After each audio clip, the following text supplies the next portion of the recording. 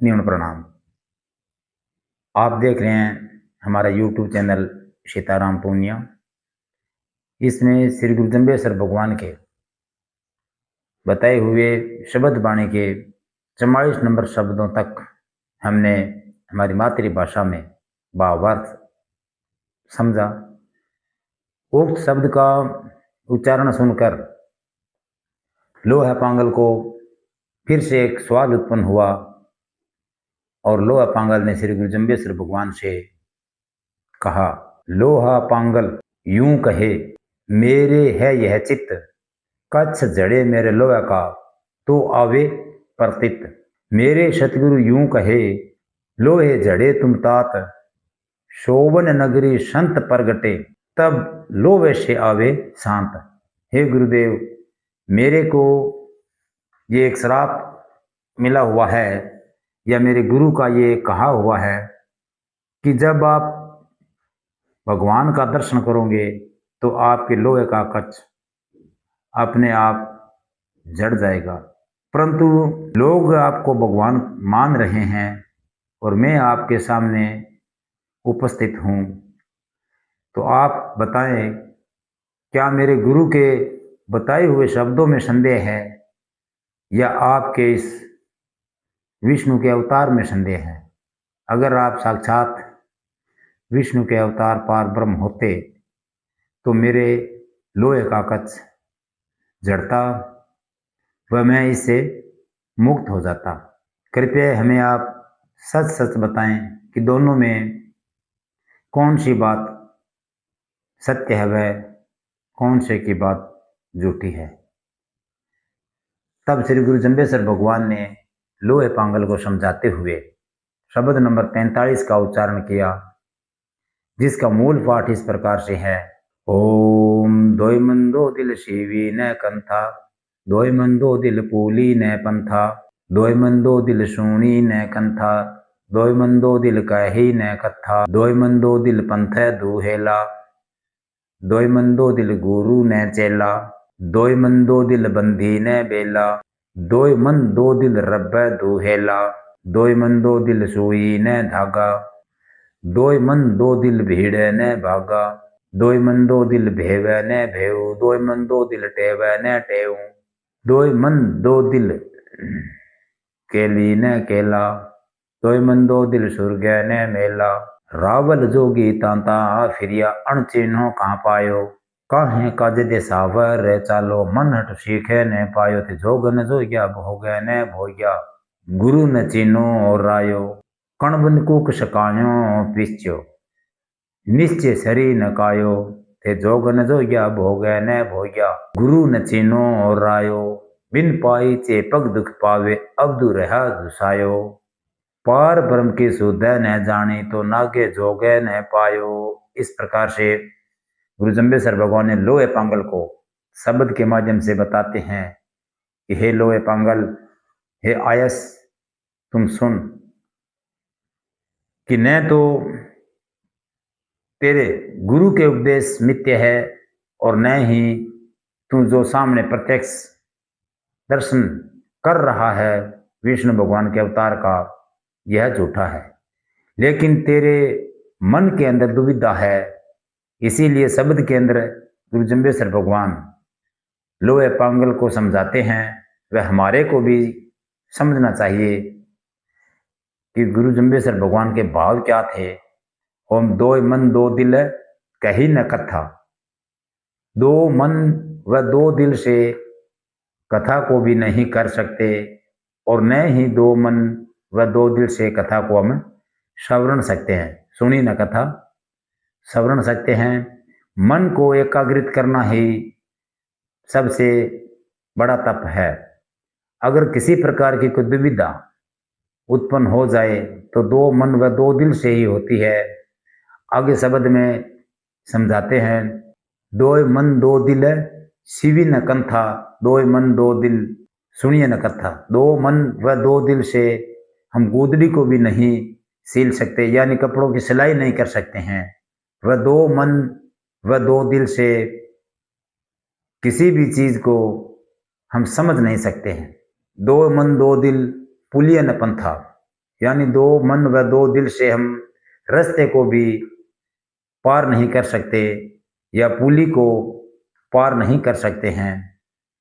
आगे शब्द में बढ़ते हुए बताया है, दो मन दो दिल पंथ दुहेला और दो मन दो दिल गुरु न चेला। दो मन व दो दिल से जो रास्ता होता है वो भी दुखदायी हो जाता है, या दो मन दो दिल से किसी पंथ के अंदर भी हम नहीं रह सकते। वह दो मन दो दिल से गुरु व चेले का आपस में मिलाप में नहीं होता है। न तो दो मन व दो दिल से गुरु चेले को शिक्षा दे सकता है और न ही वह चेला उस शिक्षा को ग्रहण कर सकता है या पा सकता है। दो मन दो दिल बंदी ने बेला, दो मन दो दिल रब दुहेला। दो मन व दो दिल से बंदी बेला, बेला का तात्पर्य है कोई मित्रता या दोस्ती नहीं हो सकती। बंदी का तात्पर्य हम पारिवारिक संबंध भी दो मन व दो दिल से नहीं रख सकते हैं। वह दो मन व दो दिल से हम ईश्वर की प्रार्थना या भक्ति भी नहीं कर सकते और हम उनके बताए हुए रास्ते पे नहीं चल सकते। जब तक बताए गए रास्ते पे नहीं चलेंगे तब तक ईश्वर से मिलाप में नहीं होगा। यानी दो मन दुविधा से जो भी हम कार्य करेंगे वह संपूर्ण नहीं होता है। दो मन दो दिल सुई न धागा, दो मन दो दिल भिड़िए न भागा। दो मन व दो दिल यानी दुविधा के रखते हुए अगर हम सुई के अंदर धागा को पुराएंगे तो वो भी हम नहीं पिरो सकते। वह दो मन दो दिल से भेड़िया न भागा, न तो हम युद्ध कर सकते हैं और न ही हम वहाँ से भाग सकते हैं। क्योंकि एक तरफ हम सोचेंगे कि यह कार्य कर लेंगे और दूसरी तरफ हम सोचेंगे कि नहीं करेंगे। दो मन होगा तो न तो हम उस युद्ध की तरफ बढ़ेंगे और न ही हम भाग सकते हैं। दो मन दो दिल बेव न बेहू और दो मन दो दिल टेव न टेव। बेव न बेहू का तात्पर्य है हम किसी का भेद नहीं जान सकते या किसी चीज का रहस्य नहीं जान पाएंगे जब तक हम दो मन व दो दिल रखेंगे। दो मन दो दिल टेव न टेव।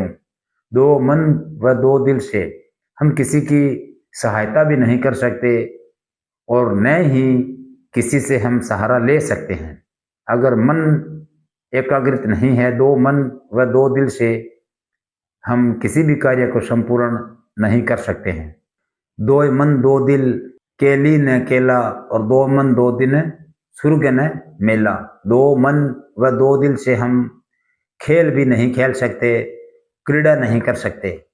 यानी सांसारिक सुख के अंदर हम दो मन दो दिल से किसी भी प्रकार के क्रीड़ा नहीं कर सकते और दो मन व दो दिल से स्वर्ग को हम नहीं जान सकते या नहीं प्राप्त कर सकते। तो स्वर्ग का तात्पर्य यहाँ सांसारिक जीवन में सुख से हैं व मृत्यु के बाद मोक्ष से हैं। तो अगर दो मन या दो दिल रखेंगे, दुविधा रखेंगे तो हम सांसारिक जीवन भी सुखदायी नहीं रख सकते और न ही हम मरने के बाद मोक्ष प्राप्त कर सकते। तो दो मन दो दिल से किसी भी प्रकार का कार्य पूर्णतः हासिल नहीं कर सकते हम। आगे कहा है, रावल जोगी तांता फिरिया अणचिन्हों के चायो। रावल जोगी का तात्पर्य है हे भ्रमण करने वाले या हे लोह पांगल का प्रतीक है कि आपने यत्र तत्र इधर उधर भ्रमण ही किया है या भटकता ही रहा है, लेकिन तेने उस रास्ते को नहीं जाना या उस परम पिता परमात्मा को आपने अभी तक नहीं पहचाना। बगैर मतलब भ्रम में ही भूला हुआ रहा। आगे भी कहा है शब्द में, कहाँ है काजे दिसावर चालो मन हट सीख न पायो। यानी कहाँ है काजे दिसावर खेलो। तो आप दिसावर का तात्पर्य है दिशाहीन, कि आप दिशाहीन होकर के चल रहे हो, आपने कोई मंजिल प्राप्त करने का लक्ष्य नहीं सोचा है और इधर उधर बगैर लक्ष्य के आप घूम रहे हो, भ्रमण कर रहे हो।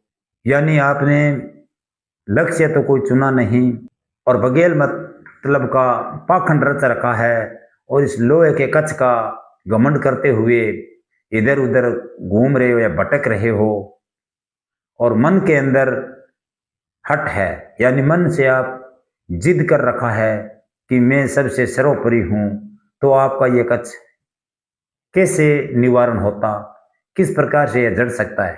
थे जोग न जोग्या भोग न भोग्या, आपने अभी तक योग साधना तो जानी नहीं है, वह योग धारणा कर ली, उसके बाद में क्या हासिल किया है। न तो आपने योग में कुछ हासिल किया है और भोग न भोग्या, न ही आप गृहस्थी में कुछ हासिल किया है। बगैर मतलब स्त्री बाल बच्चे यानी अपनी गृहस्थी को त्याग रखा है, इसका कोई सुकुल तात्पर्य नहीं है। गुरु न चिन्ह रायो, लेकिन आपने अभी तक गुरु की पहचान भी नहीं की है, आपने अभी तक गुरु को जाना ही नहीं है, तो आपका ये दुख कैसे दूर हो सकता है। कण विष कूकस काहे पीसो, निश्चय शरीर न कायो। आप बगैर कण की भूसे को पीसने के समान, अगर आप भूसे को बार बार पीसते रहोगे तो आपको उसके अंदर कोई अनाज या कण प्राप्त होने वाला नहीं है। वैसे ही आप भूसे को ही ब्राह्मण के रूप में ढूंढ रहे हो, लेकिन आपने सार तत्व को अभी तक जाना या पहचाना नहीं है। निश्चय शरीर न कायो, इससे तेरा कोई कार्य सिद्ध होने वाला नहीं है, तू क्या इससे सिद्धि प्राप्त कर लेगा, ये तेरे भूसे के समान है। विन पाई चे पग दुख पावे, अब दू लोए दुखी सकायो। जिस प्रकार से आप पैर के अंदर पग रखी नहीं रखोगे, यानी जूते चप्पल इत्यादि को कहा है, तब तक आपका जो रास्ता या मार्ग है वो दुखदायी होगा, क्योंकि पैरों की रक्षा हमारी पग रखी ही करती है। तो आपने ये सब छोड़ दिया और आप ये कह रहे हो कि मैंने तो बहुत कुछ प्राप्त कर लिया है, अब दू लोहे दुखी सकायो। बस वैसे वैसे ही आपका ये लोहे का कच्छ है जो आपको शरीर के लिए दुखदायी है। जिस प्रकार से आप पैरों के अंदर कुछ नए पहन के और नंगे पैर चलते हो, यानी नंगे पैर चलकर आप किसी भी सफर को तय नहीं कर सकते, वो रास्ता आपका दुखदायी ही होगा। तो नंगे पैर का तात्पर्य यहाँ पे मन के माध्यम से भी जोड़ा गया है कि आप मनमुखी बातें करते हो और जिधर सोचो वहां आप भ्रमण कर रहे हो, तो इस प्रकार से आप नंगे पैर के समान चल रहे हो।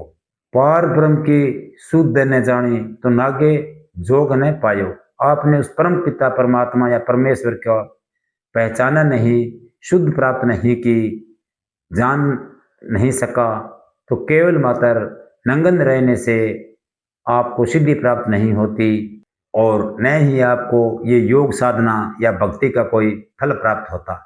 इसलिए हे लोहे पंगल, तू ये सोच कि तेरे गुरु ने जो शब्द या तेरे को आदेश दिया था वो भी सत्य है, और जो तू प्रत्यक्ष देख रहा है सामने वो भी प्रत्यक्ष है, भगवान विष्णु के ही अवतार है।